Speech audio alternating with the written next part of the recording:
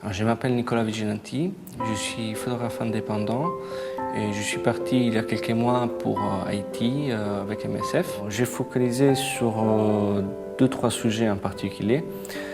Il y en a un qui m'a frappé plus que les autres. Ça concerne une jeune fille de 10 ans, elle s'appelle Mirlanda. Et elle était amputée le lendemain du tremblement de terre. On a joué régulièrement en rigolant, on a fait un match de foot, mais il était plein de joie. Eux, ils étaient les premiers en rigolant, c'est-à-dire qu'ils savaient organiser un match les bras cassés contre les jambes cassées. Donc ça fait sortir un peu le caractère. Ensuite, 2 jours après, elle était un peu bizarre. En fait, elle avait reçu sa prothèse pour la jambe droite. Elle faisait la tête et elle n'acceptait pas. Puis elle a commencé en très peu de temps à marcher avec. Elle était, je pense, même fière. C'est une fille très très forte.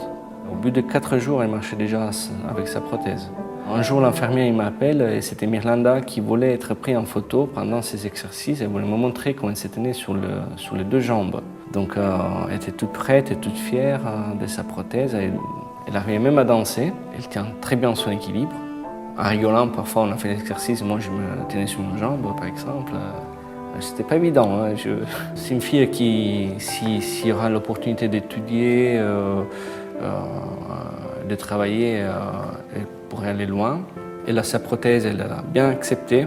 Elle marche très bien. Elle a fait des exercices devant moi, devant l'infirmière. Elle faisait des progrès énormes en très peu de temps. Donc du coup, il y a un espoir. On a beaucoup parlé de Mirlanda, mais on pourrait parler longtemps aussi d'autres gens, que ce soit des enfants ou des personnes âgées ou des gens de mon âge. Donc, dans 15 ans, 20 ans, cette fille, d'autres gens comme elle, ils seront 30 ans, 35 ans. J'espère qu'ils participeront activement à la reprise d'Haïti à ce moment-là.